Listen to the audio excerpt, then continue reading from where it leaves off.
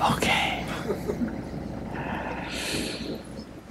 This verse may sound very exotic to you because the qualities this verse mentions are very rare today. But by examining this verse, you'll get to see what is real wisdom. Wisdom that brings you to the door of love of God.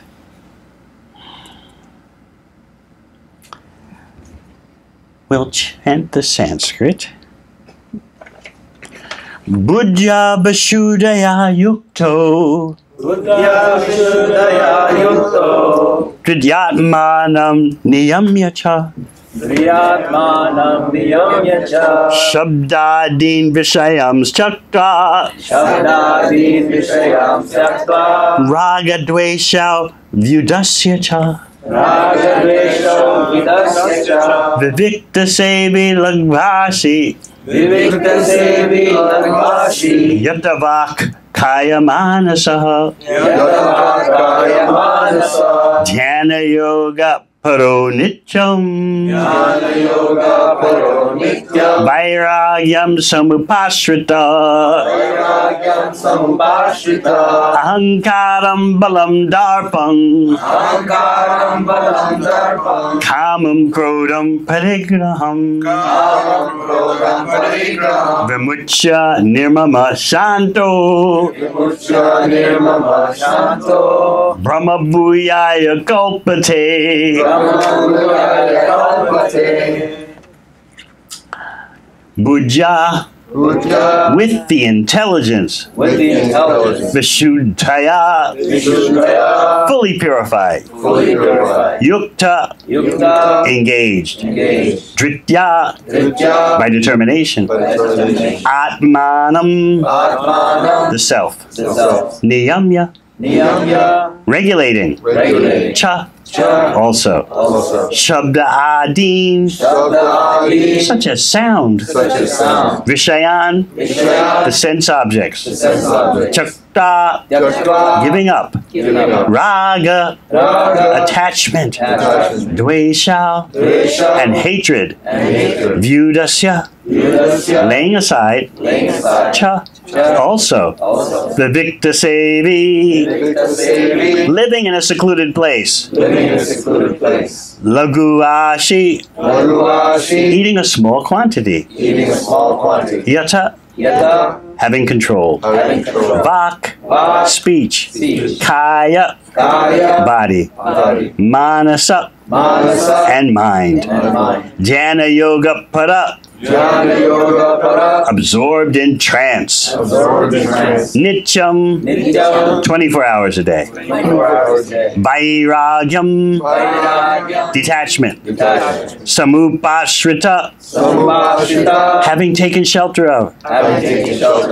Ahankaram, false ego. Balam, false strength. Darpam, false pride. Kamam, lust. Krodam, anger. Parigraham, and acceptance of material things. Vimucha, being delivered from. Nirmama, without a sense of proprietorship. Shanta, peaceful. Brahma Bhuyaya, for self-realization. Kalpate, is qualified. Translation. Being purified by his intelligence and controlling the mind with determination. Giving up the objects of sense gratification. Being freed from attachment and hatred. One who lives in a secluded place, who eats little, who controls his body, mind, and power of speech, who is always in trance and who is detached, free from false ego, false strength, false pride, lust, anger, and acceptance of material things, free from false proprietorship, and peaceful. Such a person is certainly elevated to the position of self-realization.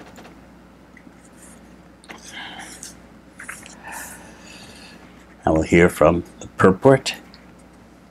When one is purified by intelligence, he keeps himself in the mode of goodness.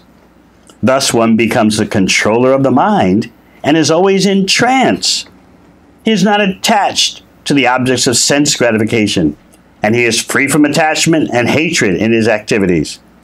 Such a detached person naturally prefers to live in a secluded place.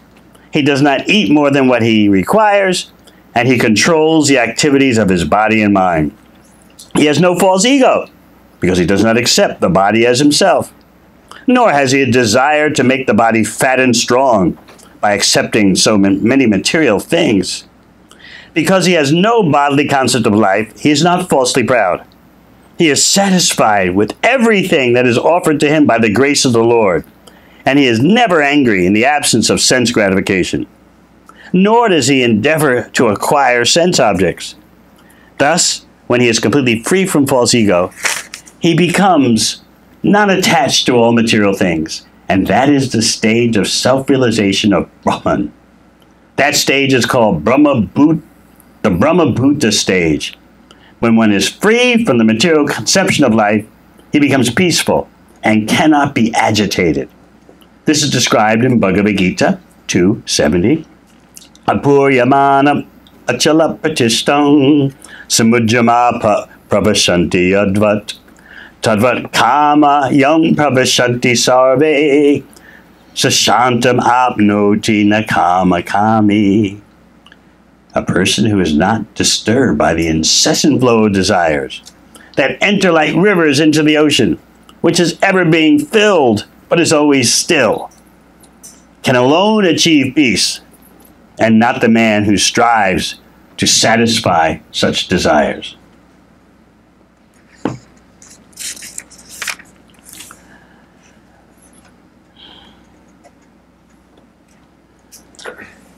We're getting deep insight into what is real human culture. You see, to live a human life without the support system of a real human culture is very difficult. Because what a real human culture does is protect you from the lower self and inspire you to develop your higher self. In other words, everything is not just on your shoulders as an individual. You have a supportive system, a supportive environment that contains you. Of course, ultimately, you've got to fly your own plane. But it does help to have the ability to be embedded in a network of support, spiritual encouragement, and material restraint. Because human beings, they're social creatures, right? So that means you will become, to some extent at least, influenced by others. You'll become influenced by the social system, the social environment that you're embedded in. No matter how hard you try to say, I'm an individualist, I'm unique, I'm my own person, I think the way I want to think, I do what I want to think. Sounds good, but you're always acting, at least to some degree, according to stuff that's been downloaded into you since you were a child. You've taken on board so many conceptions, right? If you want to be happy, you should do like this. All the happy people have this. If you want to be successful, this is what you do. And this is success. This is what success looks like. This is what a successful person does. This is what a happy person does. All this has been constantly downloaded into you. So it's kind of ridiculous to say that, oh, I'm my own person. I'm unique.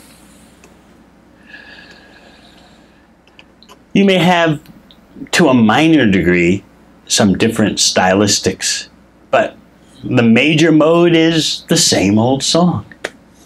And I know that makes us feel bad. We want to feel that my life is special and significant. And you want to feel that you can help others be special and significant, especially those near and dear to you, your beloveds, your own family. I'm giving them my best.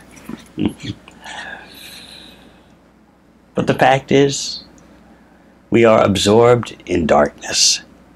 And when we see this list of good qualities and the bad qualities we're trying to avoid, it's embarrassing because we don't live in a social atmosphere that encourages the higher self and curbs down the lower self. If you want to be an enlightened person in today's world, it's all on your shoulders.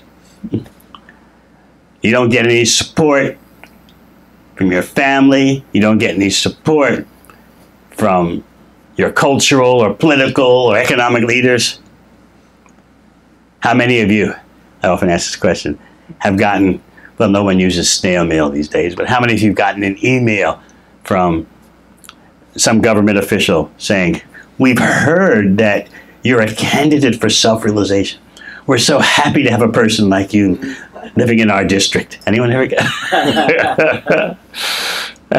No. For taking on religious beliefs, yes. Politicians like to tap into that for their own purposes.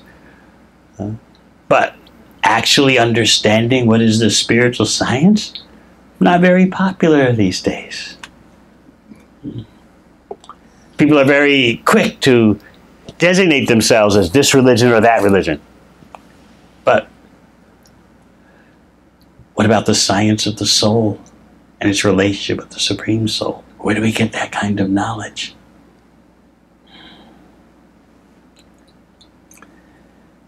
So we should be able to appreciate why persons have a difficult time taking up the path of enlightenment.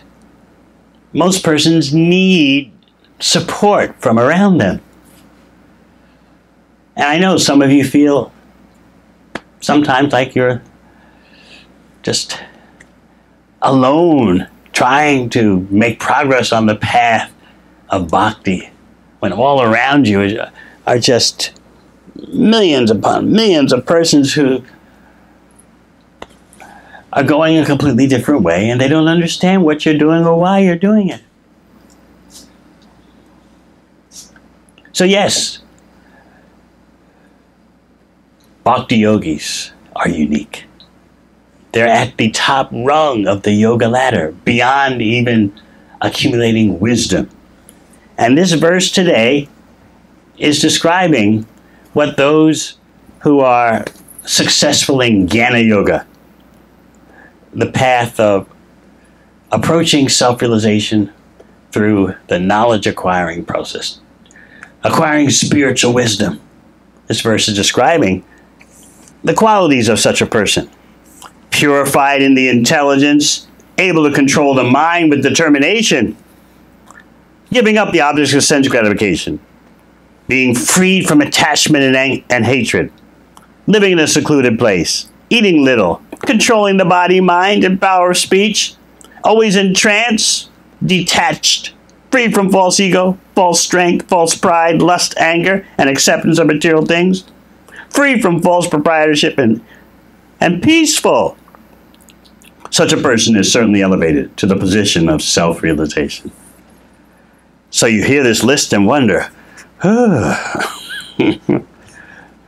is our intelligence purified? Are we controlling the mind with determination? Giving up the objects of sense gratification? Just the beginning sounds intimidating. We'd like to hear perhaps something like, just believe. That's all you have to do. You can slaughter animals, you can lust, you can be full of anger, greed, you can be a consumer, you can Love thy neighbor as thyself, as long as thy neighbor looks like thyself.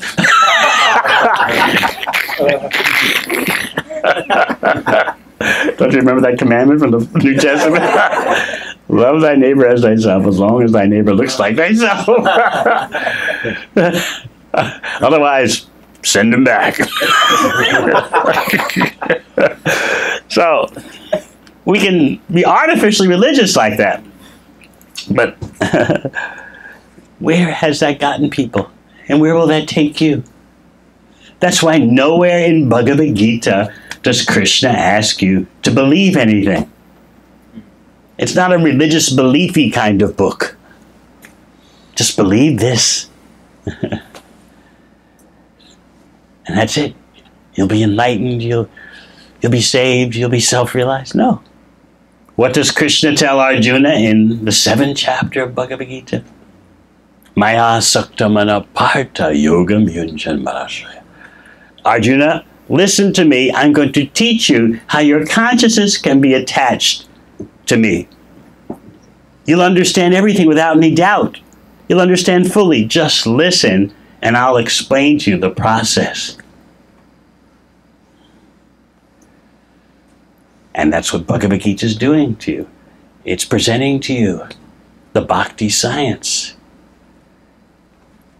And that bhakti science is at the top rung of the yoga ladder. This verse is part of a group that's talking about a rung of the yoga ladder before the last rung of bhakti. It's talking about jnana yoga, the yoga of wisdom or metaphysical speculation. With your intelligence and intuition, you can go that far. You can understand it's an all-pervading spiritual energy. You're right. Sometimes you meet people who talk about that. It's the oneness, it's the all-pervading, the light. It's true that that exists. But that's just a preliminary phase of self-realization. Krishna wants to take you farther.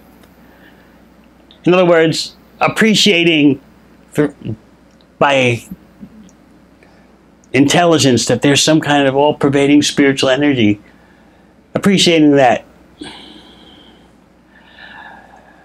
is comparable to understanding there's sunshine everywhere. Someone who's been in the darkness all their life suddenly realizes there's sunshine. But where does the sunshine come from? That's the top rung of the yoga ladder. And in Bhagavad-gita, Krishna explains that the all-pervading spiritual energy is based on me, based on Krishna, the person. In other words, the impersonal feature of the Supreme Absolute Truth does exist, but it's subordinate to the person. How many of you know how to behave impersonally?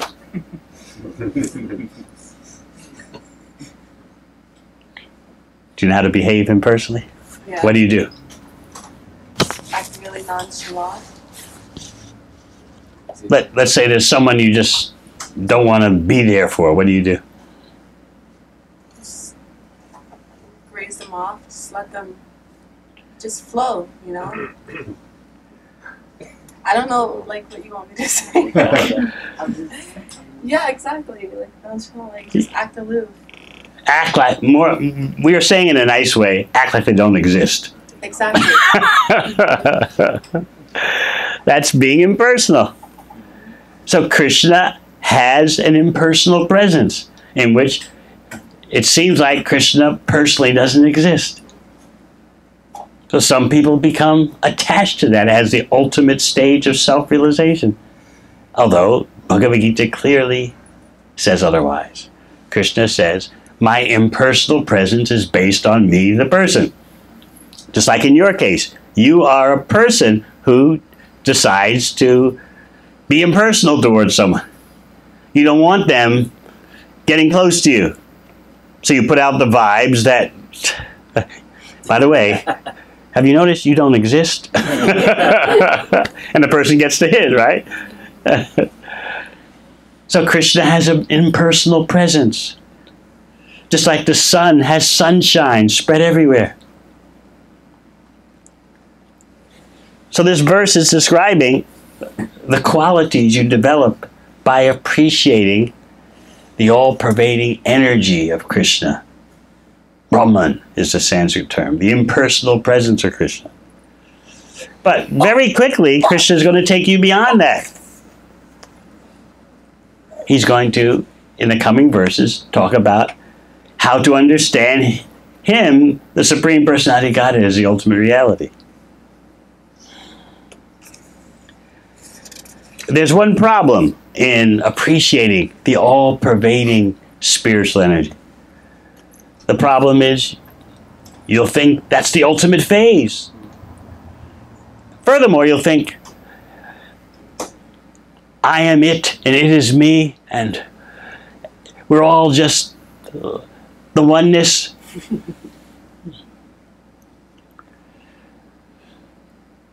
You'll think that so much so that when you hear about Krishna, you'll think, yes, we are all Krishna.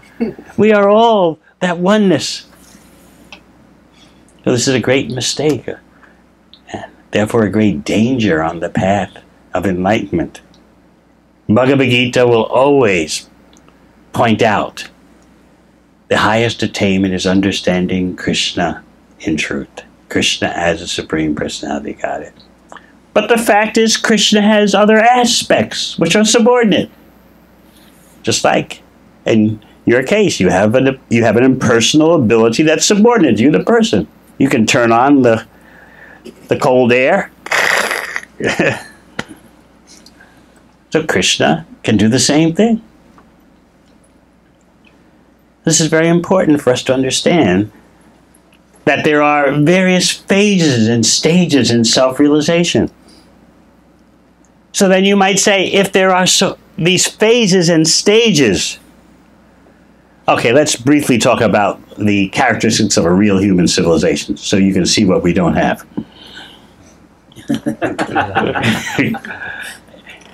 To call someone a materialist today is actually a great honor.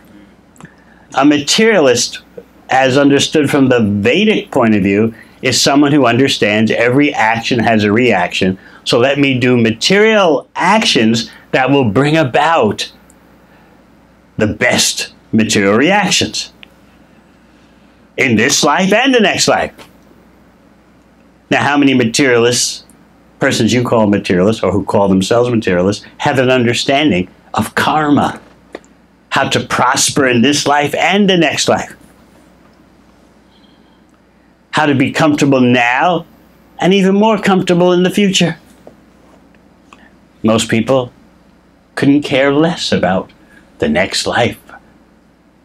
You know, living in New York, you've got to battle every day. If you can shave off 30 seconds in commuting to your work, wow. You get that New Yorker pride, you know.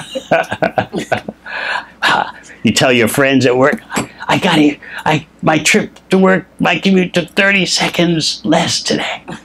Really, really? People say, what was the shortcut? Tell us. It's life in New York. I know, I grew up in New York. So,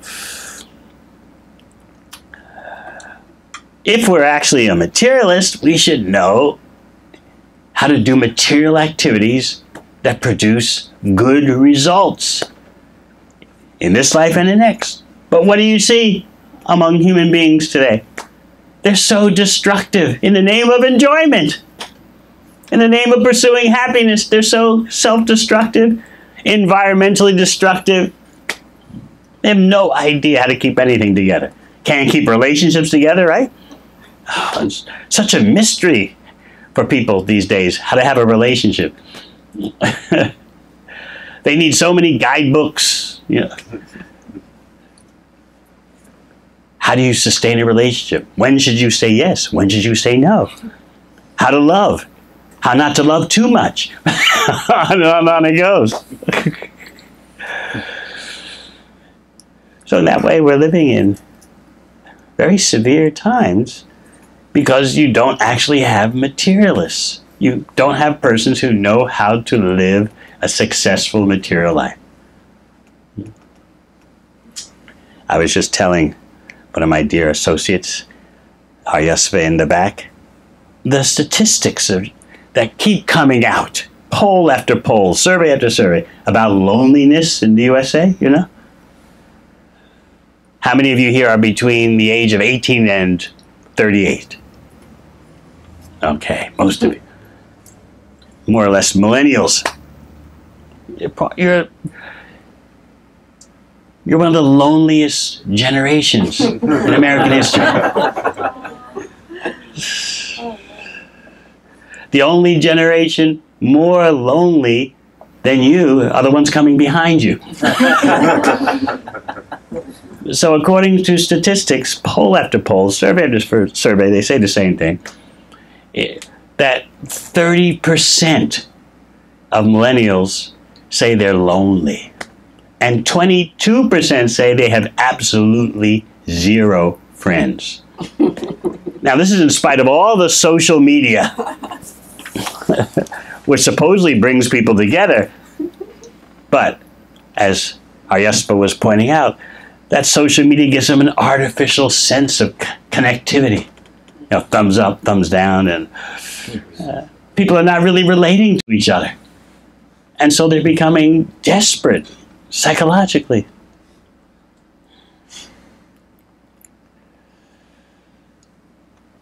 What else? If you're over 30, what are your chances of being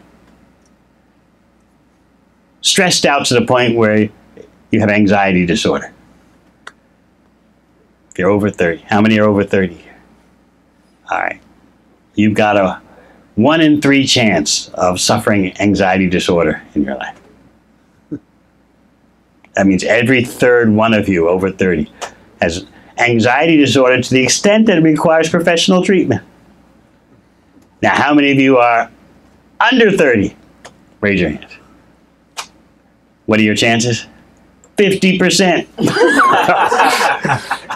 1 out of 2. So, how can you be said to be a materialist? People can't keep it together. They're dissolving themselves in anxiety and stress. So a real materialist knows, I've got to do good activities, help people, build hospitals, plant trees, do righteous activities, and then I'll get good results. I'll get money, fame, honor, beauty in my next life. That's a materialist. So the proper beginning of a human civilization is the foundation of good karma. How to live happily in this life and the next. It's for material benefits. But you don't see that. Then what's the next notch up? The next notch up is Jnana Yoga. With your intelligence, you figure out what's the point in all this effort just to achieve temporary results. As the Bible said, what profiteth someone if they gain the whole world but lose their soul? What's the use? So the metaphysical speculator starts thinking, what is eternal and what is temporary? Just like when I was my youthful Manhattan days. I used to live in Manhattan, 90th and Central Park West. And so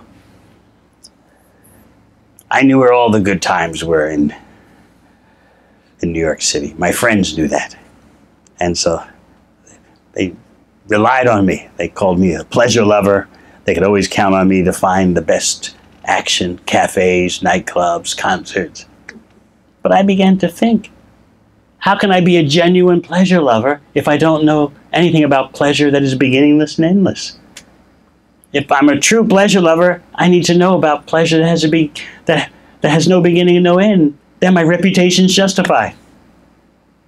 So I began to consider, I need to find the best knowledge and the best pleasure, and the two must be related. The best knowledge must be firmly connected to the best pleasure. So, with that kind of quest, I came upon Bhagavad-gita. So yes, the next notch up in a real human civilization from the good karma level, which you don't see today. No one knows what's to be done, what's not to be done. You just kind of do what you can, right? You try not to hurt people, right? But you got to hurt someone sometime, right? It's the way it is. That's life, we tell ourselves. What is that song? That's life. That's what the people say. Riding high in April, shot down in May. But I'm going to change that tune when I'm back on top in June.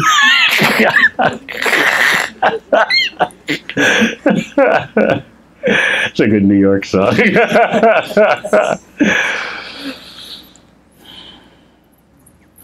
So, Jnana Yoga means I can see that this is foolishness, all this endeavor for temporary goals. I intuit that there's some kind of all-pervading spiritual energy beyond the temporary body and mind. I want to merge with that energy. So that's the next step up in a real human civilization. Then beyond that is the path of mystic yoga, in which not only do you understand there's the all-pervading spiritual energy, but you understand that there is the super soul, the supreme consciousness in everyone's heart. And through yoga practice, you meditate on that super soul in everyone's heart. There's a problem here. Just like there's a problem with Jnana Yoga. With Jnana Yoga, you think the ultimate is just to merge with that all-pervading oneness. And with mystic yoga, the problem can be that when you actually detect the supreme consciousness in the core of your being, you think, that's me! Ha ha!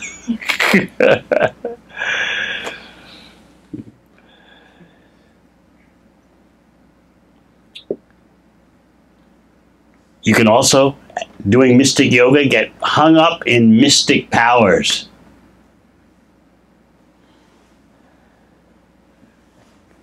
Extraordinary powers that people in the West think are miracles. If you, in India, talk about a person who can fly through the air or walk on water, most people say, oh, what's the big deal? So many yogis in the village can do that. But if you talk about it in the West, oh, that person must be God. So mystic yoga can equip you with these extraordinary abilities. There are primary mystic powers and secondary mystic powers. Just like reading someone's mind is considered a minor mystic power. So mystic yogis can get sidetracked. Number one, they can think that they are the supreme consciousness that they detected in the core of their being. And number two, they get lost in mystic powers and getting fame for their mystic powers. In India, you hear about yogis who can produce little pieces of gold in their hand. And people think, oh, this person must be God. Gold mines are producing tons of gold every day, but someone can produce a little speck of gold in the hand. Ah, you must be God. So that is the disadvantage of mystic yoga. But the top rung, the ultimate phase of human development is bhakti. You understand the root of existence and you water that root. You give your loving devotional service to Krishna, the cause of all causes. And that's what these verses are leading up to. This 18th chapter, in a conclusion, has taken you past karmic activity.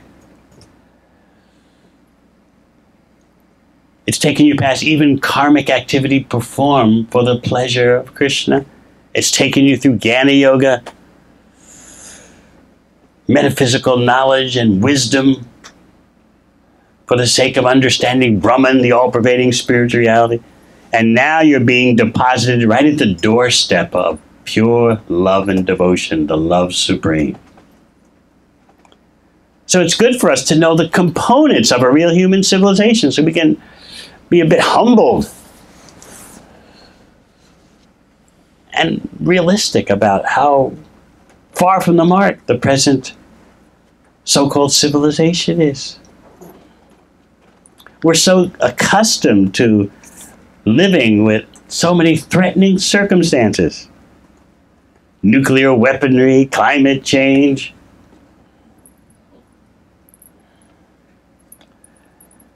We become conditioned to living with such anxiety. It's like I was reading in the Wall Street Journal how the present age group from 18 to 38, they are the most financially strapped generation in American history.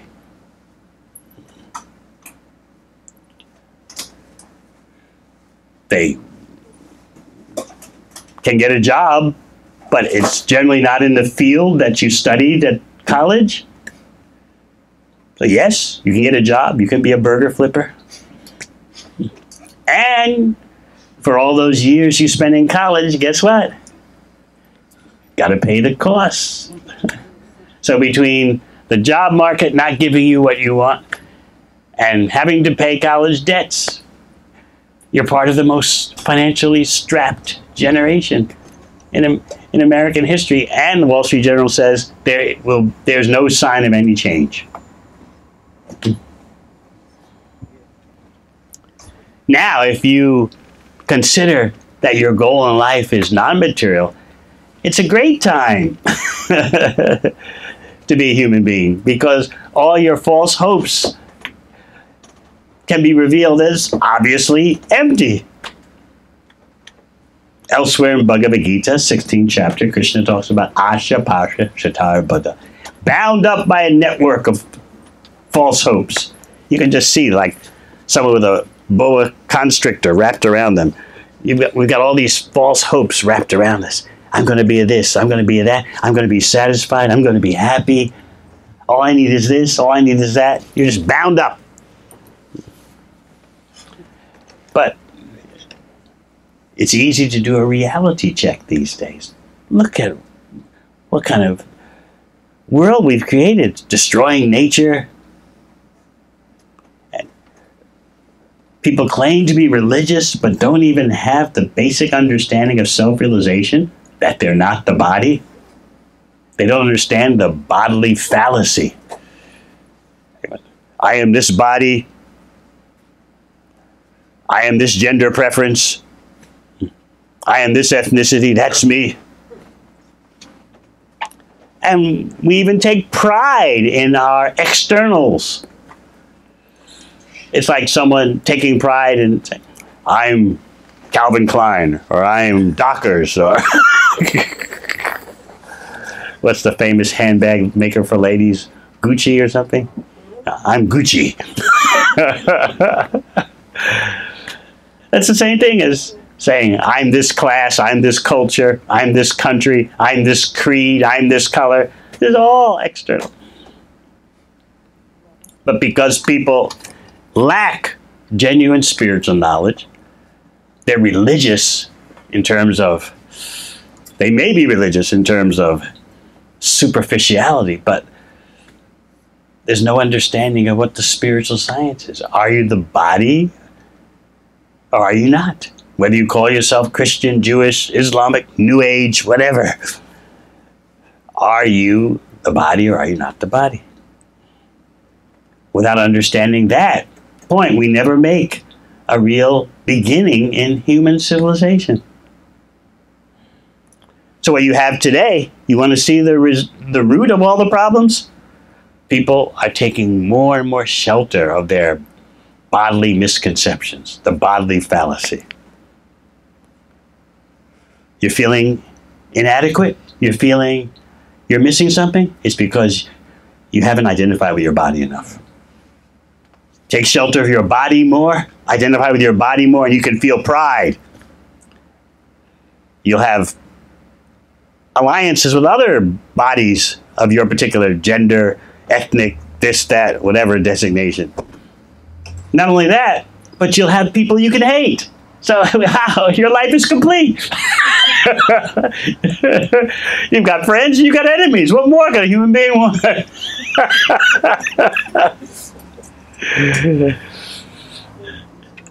Will this lead to peace? No. It will lead to increased destruction. Because you're taking shelter, as Bhagavad-gita will teach you, you're taking shelter in the mode of passion and ignorance, which always ends up with aggression and turmoil. And then, after you shoot up the town with your anger and frustration, what comes next? Regret. Oh, why have human beings done this? We really need to reflect. So there's a bit of mode of goodness then. And then passion takes over. Let's rebuild our society. And then while you're rebuilding your society after destroying it, while you're rebuilding, this is hard work. We need some intoxication. So then mode of ignorance. And this way the cycle just goes on and on and on. So you're seeing a traditional mistake in human society increase more and more. You're seeing people take more shelter of their bodies. And being encouraged to do so, being manipulated to do so. You see, if you're actually a yogi, if you're actually a meditator, in the genuine sense, you can't be manipulated by someone. But if you are absorbed in your lower self, you can be bounced against the wall so easily. And that's what's happening since time immemorial. What about your lusts? What about your greeds? What about your hates? Come on, come on. Cultivate it. Be proud of it. For so long, you've been ashamed of your envy. Now it's time to really just come out with it. Don't you love to hate? Makes you feel good, doesn't it? Some people are easily manipulated in terms of their lower self because there's no knowledge of the higher platform. So what Krishna is describing in this verse is not the ultimate, but these are necessary qualities in your quest for the ultimate.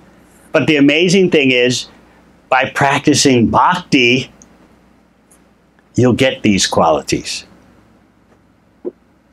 Your intelligence becomes purified. You can control the mind with determination. You give up the objects of sense gratification. You're freed from attachment and hatred. All the things that we heard about. Living in a secluded place means living in such a way that you're not influenced by materialists. Eats little doesn't mean you starve yourself. It means you eat food that you can offer first to Krishna. Control the body, the mind, and power of speech. Always in trance. You might wonder about that. What does it mean to always be in trance? How am I going to work? How am I going to take care of my family if I'm always in trance? Is that what chanting Hare Krishna does to us? You just see yourself all day. Krishna, Krishna. No. Arjuna is fighting. His occupation is a warrior. He's fighting in the battle, but he's in trance because everything he's doing is for Krishna's pleasure. This is why Krishna says twice in Bhagavad-gita, always think of me. Being in trance means to do everything for the pleasure of Krishna. Whether it's working or taking care of a family, you're always thinking, how can Krishna enjoy these results?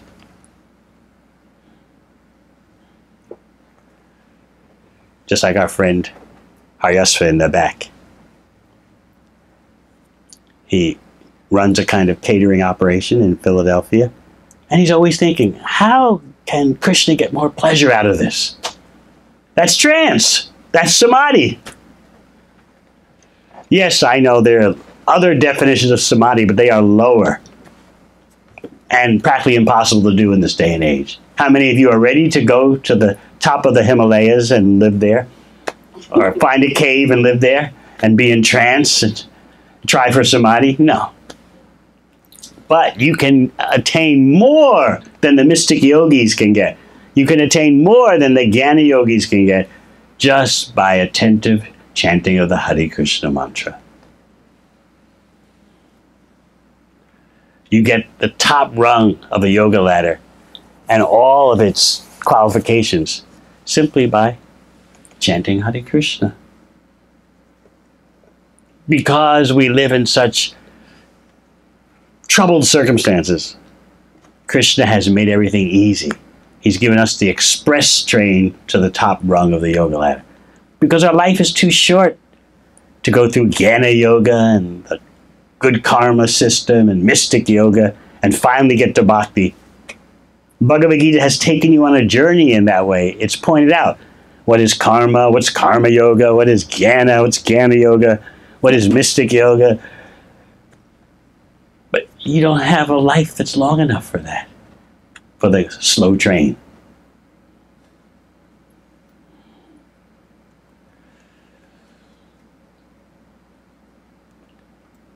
So therefore, you can go straight to bhakti as a special dispensation in this most troubled age. So please take advantage of that express train.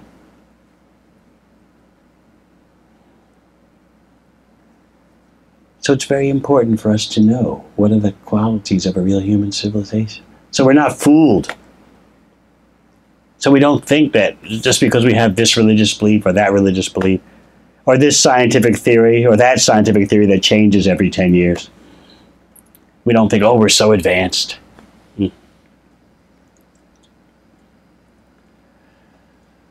We have to face the facts of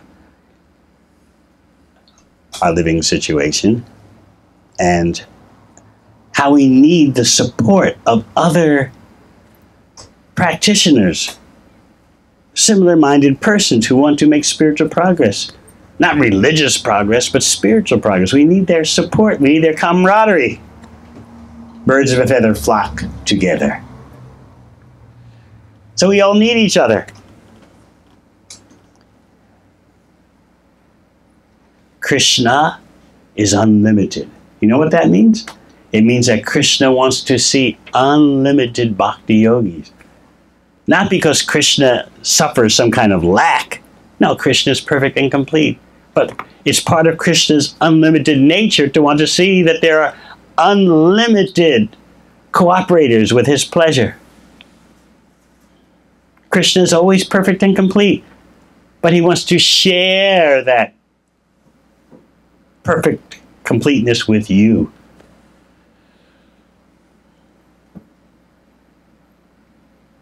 It's like a wealthy person who may have everything, but still, but I'd like a big family. Well, you already got everything. What do you need a big family for? You got so many people, hundreds of people working for you. Wherever you go, you have influence. So why do you want a big family? No, I just like to be surrounded by a big family.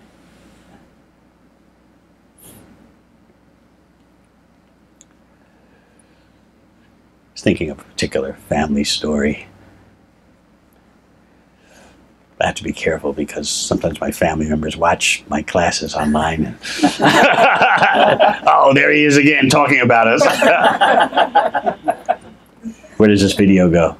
YouTube. Oh, okay. I better not say it. I was going to give you a real nice example. You want her to pause it, Maharaj? Yeah, pause it just for a sec. Yes? Anyone know about prosperity preachers? Yeah. Jesus was no poor man. When he was born, wise men from the east came and brought gold.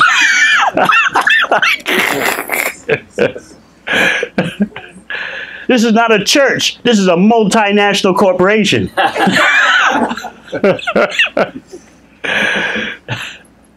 If you've got the blessings of God, it'll be shown in your income and your health.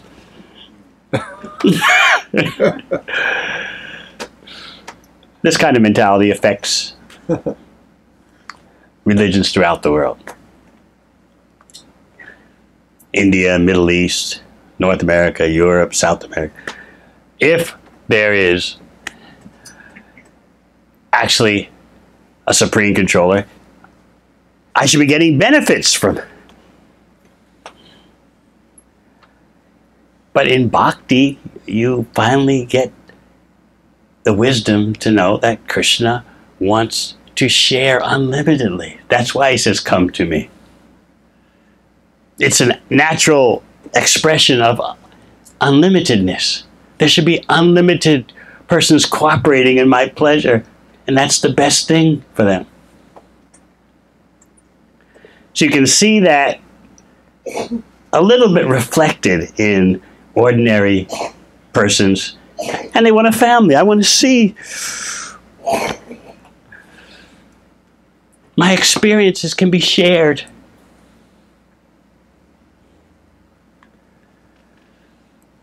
I want to see that persons will take advantage of my life skills. Of course, what skills do we have, materially speaking? We have these bodies that are subject to birth, death, disease, and old age. But still, we want to share. That's because we're part of Krishna, who actually has something to share. That is non-material, that is eternal. So this is the top rung of the yoga ladder. Bhakti. Loving service to Krishna. And Krishna will say in a couple of verses, only by bhakti, loving devotional service, can I be understood as I am. Not by jnana, not by mystic yoga, not by karma. Only by pure loving devotion. All right. Any questions?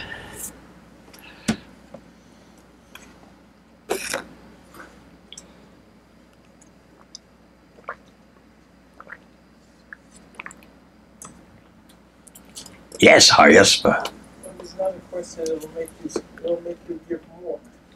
You were explaining that we got to the threshold, got to the point of purifying intelligence. And in this verse that you explained, and then the next few verses you said, you did the treatment, and you got the transcendental platform, Brahma-Bhuta. And then just now, you were sort of talking to your class about Krishna having something that he wanted to give. And so I want you to explain, it sounds like when he gets to that last verse you explained, you can know him as he is only by devotional service. It feels like what he really is trying to give us is love. And that's what I was hearing from you, that the real abundance that he has so much of is given, is love. Yes. And what's even more, if you can assist Krishna in expanding his loving network, you become especially dear to Krishna.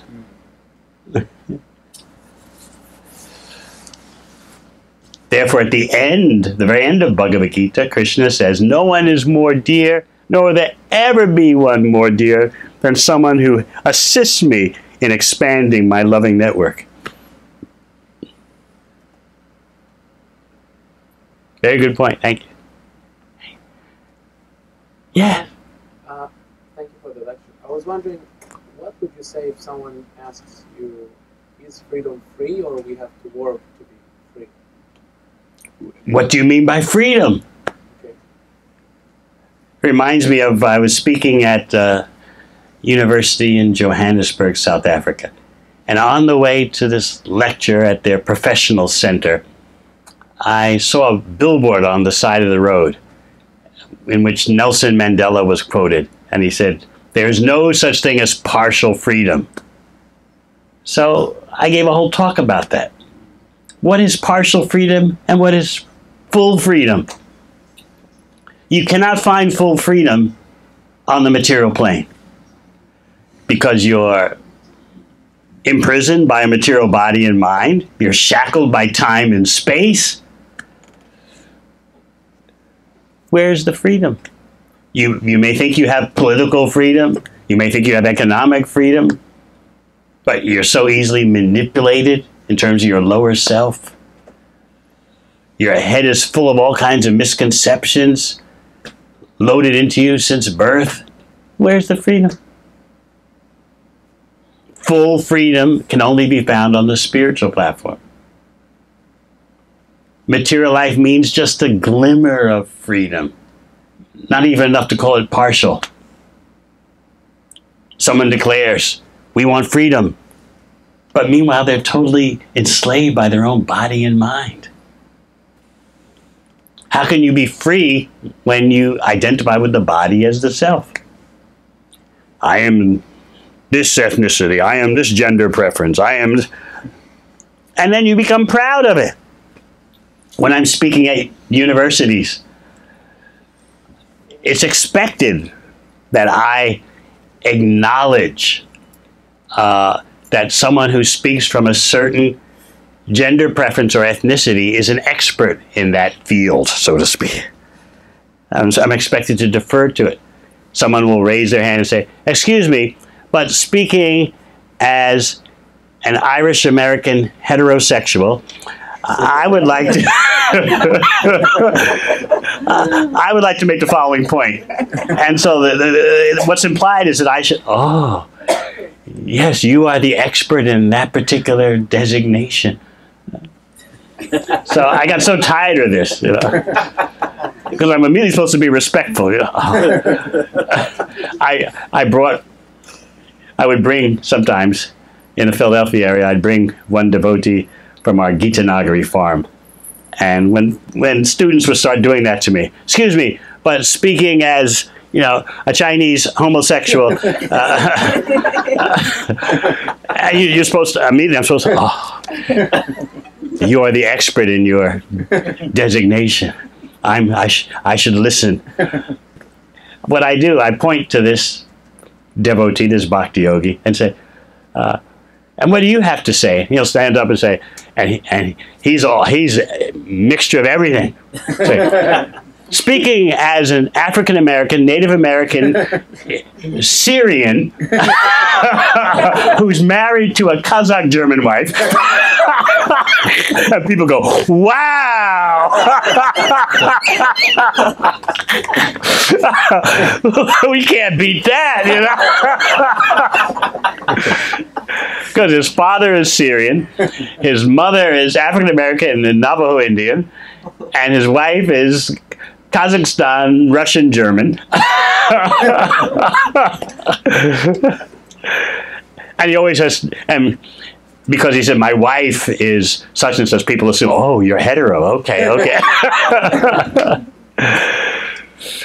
So that's the way it is these days. Where is the spiritual knowledge? Spiritual knowledge begins with understanding you're different from the body. You're trying to rise above this bodily fallacy, not become proud of it. Who's got a bodily preference and identity like mine? Who doesn't? It's not civilized. Anything else? Yes. Hare Krishna Maharaj. Hare Krishna. But isn't the whole idea of I'm not this body, isn't that's the part that liberates us? Because regardless of whatever anyone thinks of me from this body, it's an illusion because I'm not this body. So that's the liberation, and that's the freedom. That's the freeing the mind and free. At least in my perspective, in my personal experience, that is what liberated me. Was I can detach from all of these ideas and all of these things that people expect from me and all of these things that people look at me as because what they see is not me. You know, and only so many people can really see you for who you are, right? That's the beginning of freedom. It's the kindergarten. It's the spark, though. It's the very beginning, but we need to make further progress. But how do you expect happiness and peace when people haven't even gotten to the beginning yet? In fact, they're going the opposite way. They're becoming proud of their misidentification with the body as the self.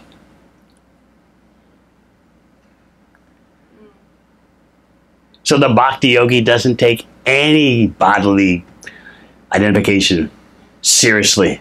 It's all superficial. Just like you don't make a big thing out of you're wearing a black top. She's wearing a green top. Oh, this is serious business now. You're wearing something. You are green.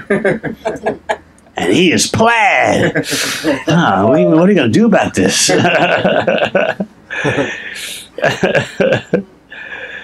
The green has neglected to pay proper attention to the plaid. What's this got to do with life? But people have made it into such a big thing, and then they expect happiness and peace. Such misidentification, such illusion. So this is why Bhagavad-gita is so important. Right in the beginning of Bhagavad-gita, Krishna pulls you up straight. You're not the body. How many, you tell me, how many temples, mosques, synagogues, or churches, yoga schools, or whatever, as soon as you walk in the door, do you hear, you're not the body? You don't hear that. And therefore, how can you expect to have a progressive society? Whatever your political preference is, economic preference, you want this system, that system, this way of sharing the wealth, this way of not sharing the wealth. What's the use if we think we are the body? That's the basic lesson of Bhagavad-gita. And then you see the advanced qualities that we heard about in today's verse. But if we haven't gotten to kindergarten, how are we going to go to college? And bhakti is the ultimate attainment. The pinnacle of the yoga system. But you can have that straight away, that pinnacle straight away, by attentive chanting of the Hare Krishna mantra. That's the special yogic dispensation for this troubled day and age. Yes? Hare Krishna Maharaj, thank you for that class. These qualities that we have just seen, or even in the 16th chapter, Amanit, Madanit, all those, should one even endeavor to develop those qualities while practicing bhakti, or hope that by bhakti one will automatically get those qualities? Bhakti includes the development of those qualities. You know about them, Krishna is describing them, and part of the bhakti process is knowing about these qualities, hearing them. And by hearing about them, you develop a desire. I would like to be like that. And then the super soul in your heart, Krishna, as a super soul in your heart, notices, oh, you desire that? I'll help. So that is bhakti mysticism. Krishna, as a supreme consciousness in the core of your being, knows your desires and helps you. Anything else? I have another question. Yes. So, I've been thinking about bhakti, and in my head, it's like you have the ritual aspects of bhakti, but then you have the heart, right? And some people do better in the ritual. What do you call ritual? Like the very ritual things, the very I don't want to. It's just the mechanisms that the I don't know. Let's say, what do you call ritual?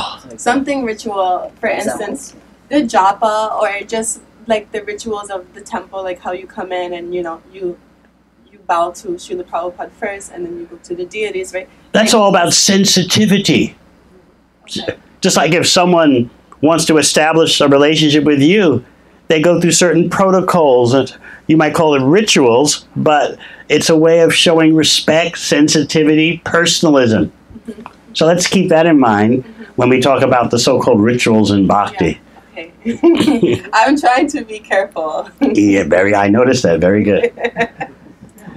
What if someone who's trying to get on your good side calls you up and, hello, how are you doing? How was your day? What would you say? Stop being ritualistic. Is that what you'd say?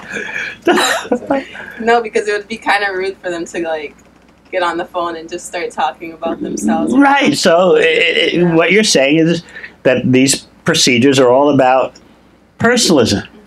Well, so you kind of already answered my question. I didn't even. I was gonna ask which part do you feel is more vital for the bhakti? Is it the ritual, or is it the heart? But again, we have to discuss what is ritual, because what you may be calling ritual is all about bringing out the heart, purifying the heart.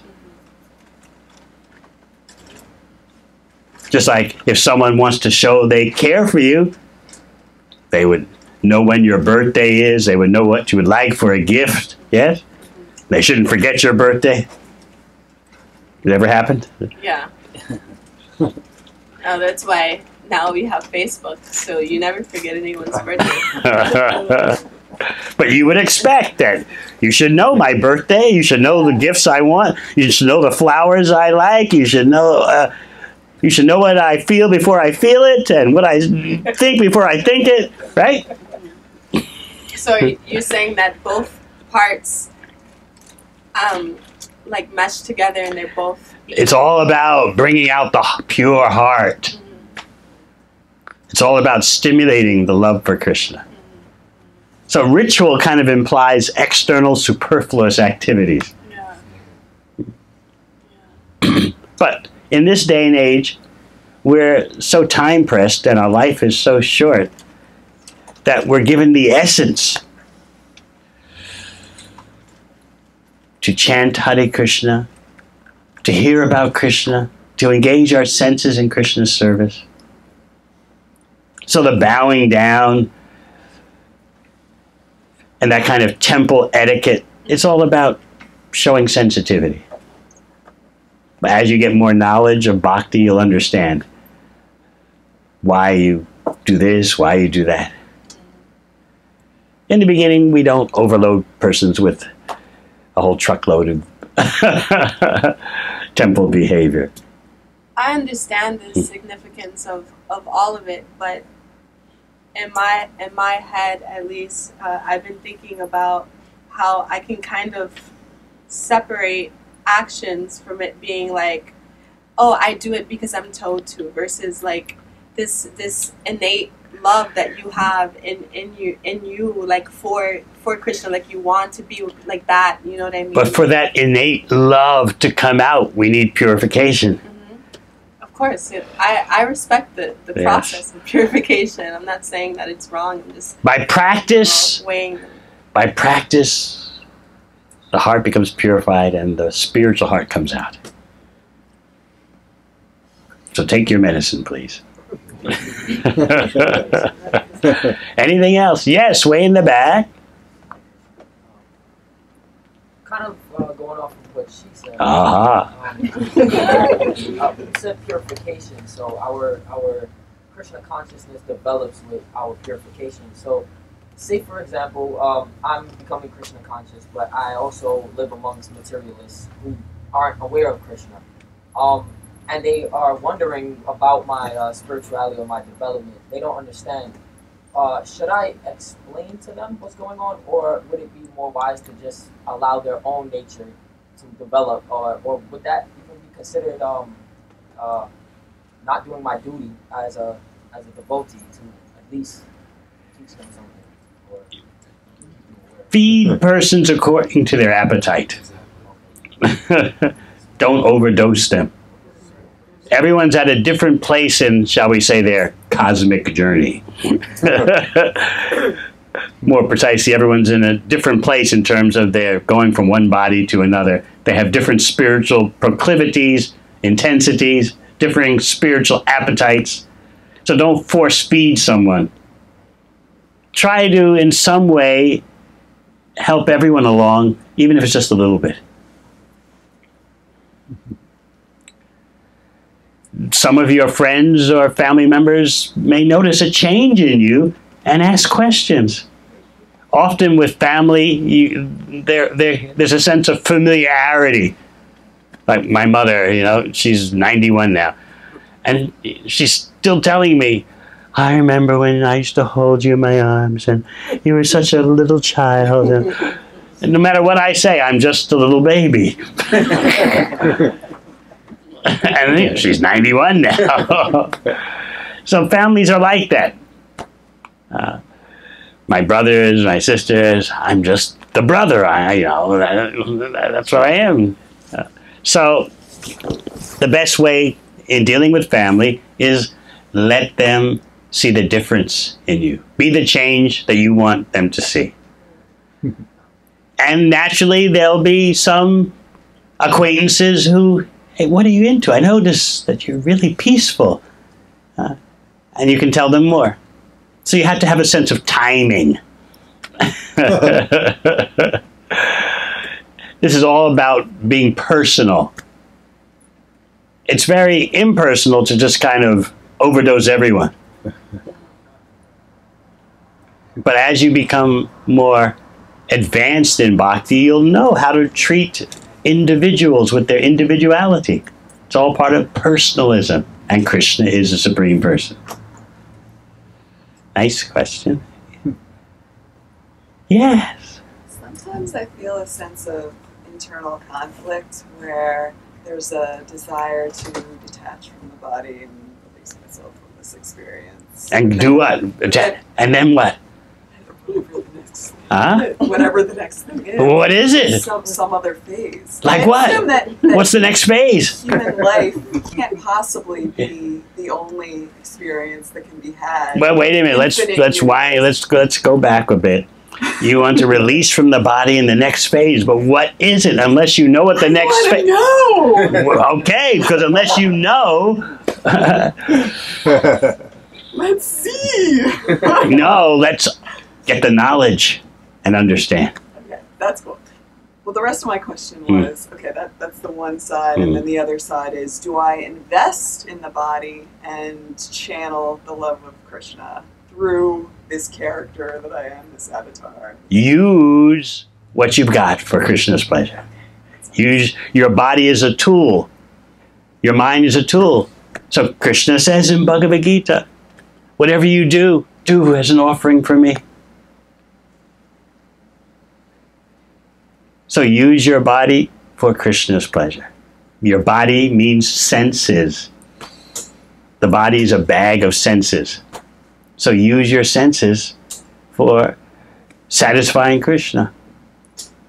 Instead of using our senses to try and satisfy our temporary existence, try to satisfy the temporary existence of others in this world, you'll never be satisfied this way, and they'll never be satisfied. Have you noticed that? Yes. Therefore, the Vedic knowledge begins, the yoga knowledge begins with teaching you that the human body is specifically meant for self-realization. Don't concoct another purpose. Economic development. Even the animals are doing that.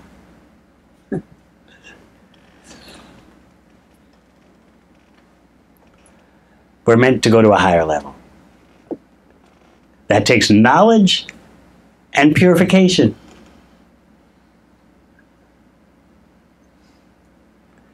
So yes, we're trying to establish a real human civilization. You can be part of this great transformative work.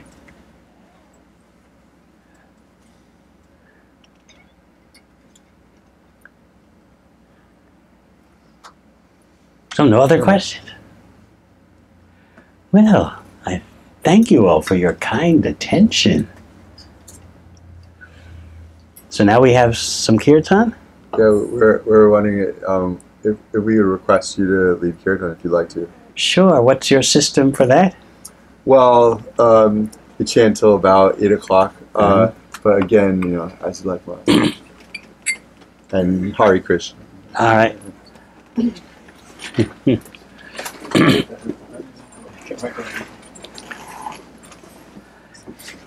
Ready for some kirtan? Please join in with your hearts and your heads. Bhakti is for the heart and the head.